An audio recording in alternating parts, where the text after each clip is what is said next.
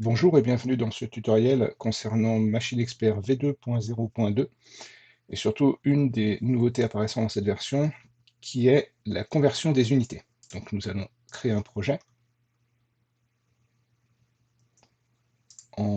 pour un contrôleur type M262 M35, sachant que cette nouveauté est également disponible pour Pack Drive bien entendu, mais également pour les M251 et les M241. Un nom de projet.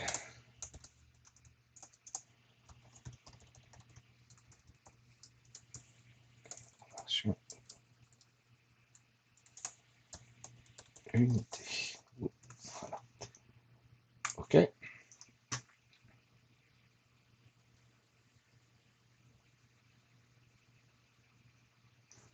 Je vais avoir besoin de configurer légèrement le contrôleur pour pouvoir m'y connecter.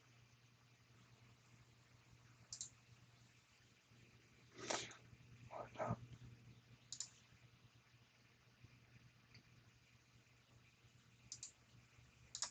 Donc sur Combus, j'ai besoin d'ajouter deux switches. Je me connecte au premier, au plus à gauche, c'est-à-dire le dernier sur la ligne pour moi. Voilà.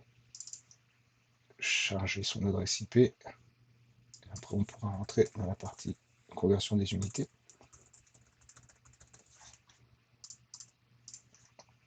Voici. Donc, l'essentiel maintenant. Donc, sur application, un clic droit, ajouter un objet et conversion d'unité. Ajouter. Et là, donc, un tableau se retrouve devant nous, où là, ici, on peut mettre un nom. Donc, par exemple, nous allons convertir des millimètres en pouces. Ici, on va pouvoir donner donc le type de conversion, donc échelle simple avec un décalage. Par exemple, passer de degrés Celsius en degrés Kelvin. Il y a 273,15 degrés d'écart. Voilà. Une échelle simple, c'est ce que nous allons faire ici, puisque pour passer de millimètres en pouces, il faut multiplier par 25,4. Alors attention, la virgule ici, c'est un point. Mais il y a également une échelle linéaire, donc un facteur plus un décalage. Par exemple, passer de degrés Celsius en degrés Fahrenheit.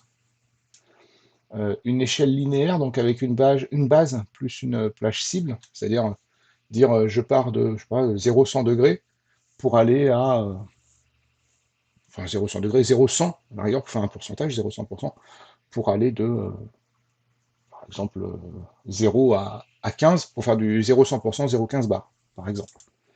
Une conversion définie par l'utilisateur, voilà, donc là, c'est dans le même principe, on redonne des variables. C'est dans le même principe, en fait, que la partie facteur et décalage. Et la dernière, conversion commutable. Là, en fait, on va passer d'une conversion à une autre en fonction d'un paramètre dans la conversion. On va juste regarder ici la partie décalage, facteur et décalage. On va en faire 3, juste pour voir les différentes utilisations. On en fera une quatrième qui va utiliser le facteur, mais avec un paramètre supplémentaire. Donc échelle simple facteur. Donc on reprend le 25,4. On va également faire donc degrés Celsius on ne dit pas normalement degrés Kelvin, mais c'est plus simple pour s'en souvenir. Donc décalage, et puis on va ajouter 273,15 degrés. Voilà. Degrés Celsius en degrés Fahrenheit. Et donc là, c'est un facteur plus décalage. Donc c'est 1,8, 9 cinquièmes, et 32 en plus. Et le dernier, on va faire par exemple des ampères en newton-mètre en utilisant le kT d'un moteur. Et donc là, donc c'est un facteur tout simple. Sauf que on ne va pas mettre une condition qui est toujours vraie, qui sera toujours celle-ci. On ne l'a pas vu la condition. La condition peut dépendre, donc soit elle est toujours vraie, soit elle dépend de la valeur d'une langue, donc une langue qui est définie dans le projet, ou de la valeur d'une variable. Et là, en fait, on va prendre une variable. Donc on va définir une variable dans la GVL, par exemple, et on va dire le KT moteur, donc le R devant pour dire que c'est un réel. Voilà. Et donc on se remet ici, on reprend ici, et ici. Non, pardon, la condition, excusez-moi, la condition est toujours vraie. Ici, on va donner juste le facteur comme étant une variable et non pas une constante, comme j'ai pu faire au-dessus à chaque fois. La condition, c'est juste, je valide le fait de faire la conversion que si ma variable est vraie. Et donc la variable est écrite ici. Donc, admettons que nous fassions x converte, par exemple. Puis on va utiliser cette condition pour valider notre conversion. Donc, et là, on dit qu'il faut qu'elle soit true, par exemple. Voilà, on va dans la partie programmation, et donc on va créer quelques variables. Donc degré K, R, degré K, deux points égal, deg C, deg K, point convert, pour dire qu'on va convertir de degré C, de degré Celsius en degré Fahrenheit. Donc ici, on va mettre R. Je vais essayer d'utiliser la même façon d'écrire. Voilà. Comme ça. Une petite parenthèse intro. Voilà. Donc je fais entrer. J'ai la création automatique des variables. Je vais recréer le même principe en degré Fahrenheit. Voilà.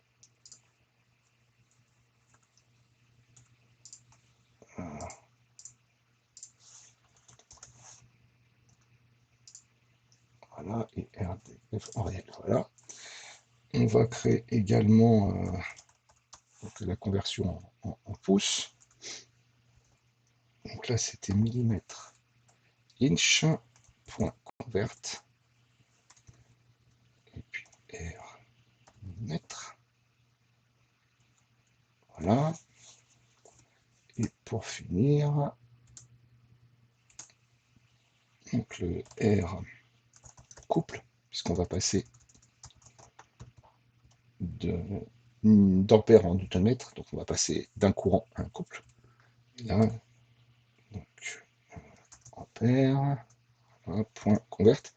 J'en ai pas parlé, mais en dessous, vous voyez reverse. Le but de reverse, c'est de faire l'inverse. C'est-à-dire qu'on passe, par exemple, en haut, là, de degrés Kelvin en degrés Celsius. Je ferai la conversion juste après. Ok. Voilà. Et donc là, on passe en R courant. Ici. Et donc R couple et R courant. Voilà. On va juste mettre une condition supplémentaire. Là. Une autre pour dire on va pas mettre convert. Je vais rajouter un petit élément supplémentaire pour dire que c'est une méthode. Alors on crée la variable. Là, ça ne sera pas convert, ça va être reverse. Voilà. Diff. On va recopier toutes ces variables-là, toutes ces lignes-là. Et là, on va juste inverser. Alors, sauf que, comme j'ai deux fois rexé, je ne vais pas pouvoir mettre les deux. Mais c'est pas grave, je vais créer voilà, une variable rexé1 par exemple. Donc là, nous sommes en Kelvin. Là, nous sommes en Fahrenheit.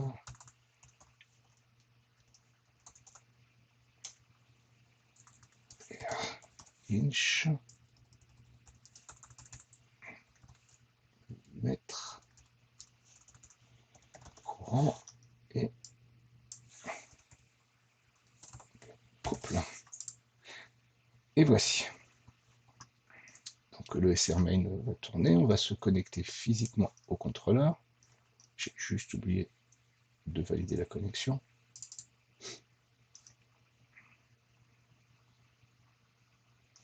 Voilà. Donc le contrôleur est ici et nous y connectons. Alt F.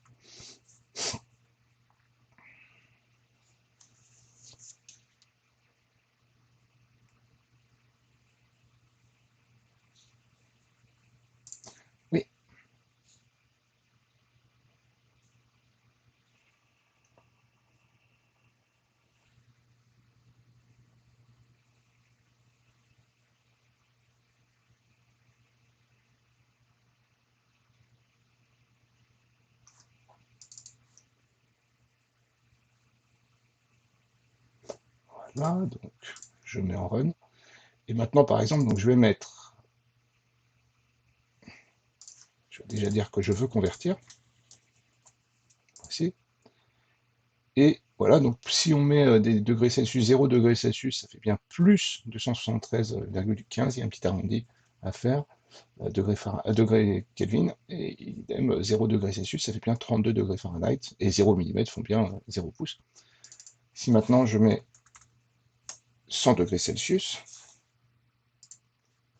j'ai bien 373 degrés Fahrenheit, et 100 degrés Celsius, j'ai bien 212, pardon, degrés Kelvin précédemment, et 100 degrés, donc 212 degrés Fahrenheit. Les millimètres en pouces, donc si je mets, je crois que j'ai fait une erreur d'ailleurs dans la conversion, parce que je multiplie, je vérifie, et je multiplie par 25,4, c'est une erreur,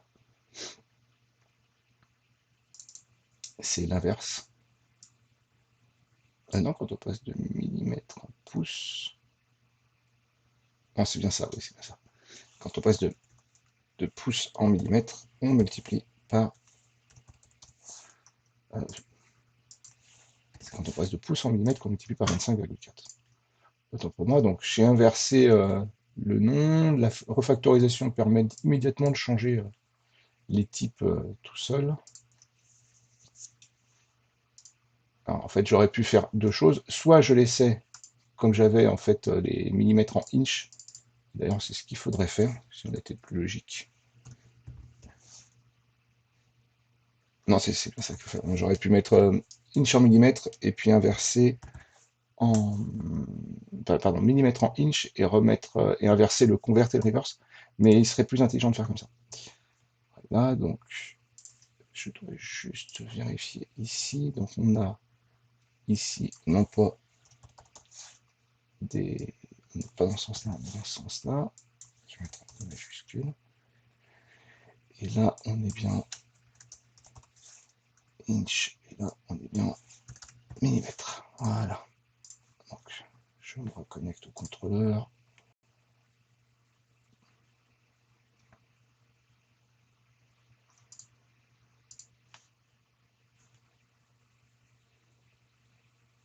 Là.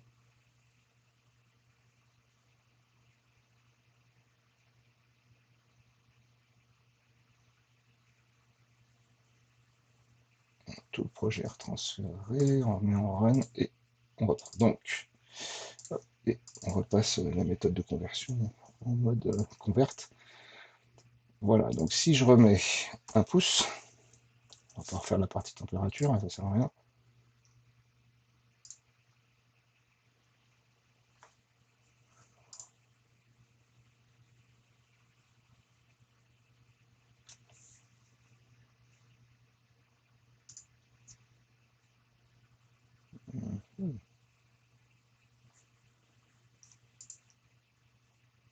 J'ai bien 25,4.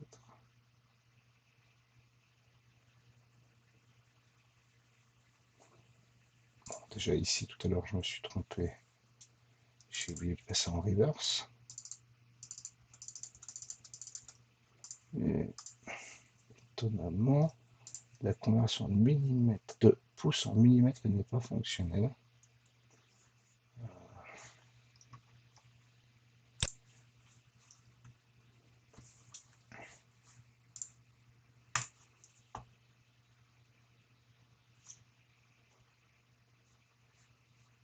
Je vais déjà regarder la partie courant. Alors, la partie courant, donc on a dit que c'était lié à un KT, donc une variable qui vient qui est déjà dans le contrôleur.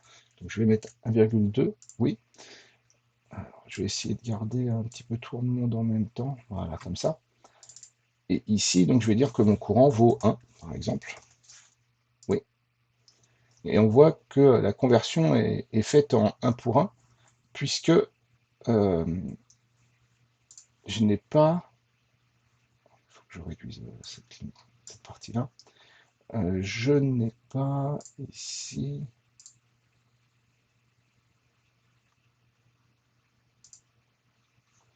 je n'ai pas la conversion qui est active. D'ailleurs, ici, il y a une erreur. Il y a une erreur ici. Là.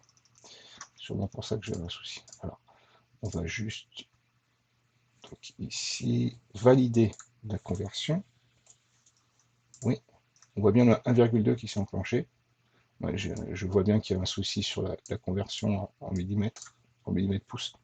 Je vais aller regarder après.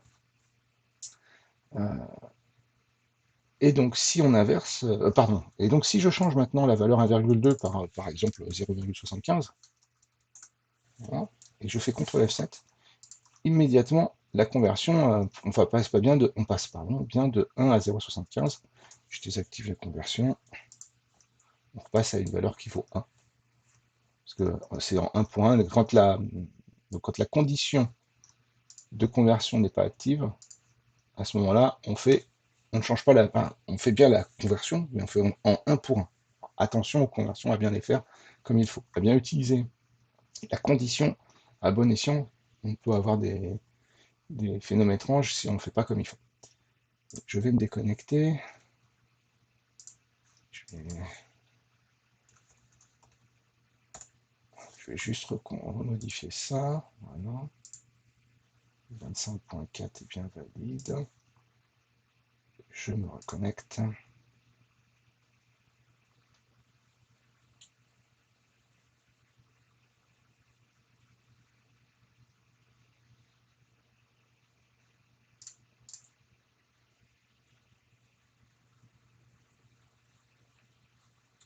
On repasse dans la partie conversion. Voilà. Donc on voit bien le 1 pouce qui passe à 25,4 mm.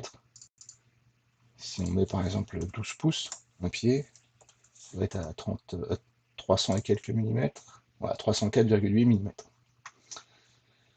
mm. Ensuite, donc si on passe en mode reverse, là on va bien observer le contraire. Donc la température par exemple 0 Kelvin, le vide absolu, voilà, et on se retrouve à moins 273,15 degrés Celsius. Des degrés Fahrenheit, donc par exemple, c'est pas simple, on va dire 212, hein, ce qui fait 100 degrés. C'est une valeur assez classique. Ou alors moins 40 degrés Fahrenheit, qui vaut également moins 40 degrés Celsius. C'est là où les deux courbes se croisent. Donc, CTRL F7. Voilà, on voit bien moins 40, moins 40. Donc maintenant, on va passer de millimètres en pouces. Donc je vais mettre par exemple 25.4 mm, 1 pouce. Je fais oui, et là je vois bien la conversion, j'ai bien 1. Et le courant, le couple et le courant, on refait la même. Donc on va dire 1,2 Nm.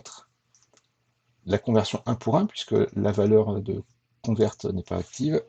CTRL F7, oui. Et j'ai bien 1,6, puisque 1,2 divisé par 0,75, ça fait bien 1,6, puisqu'on est dans le sens reverse. Voilà, ce tutoriel est terminé.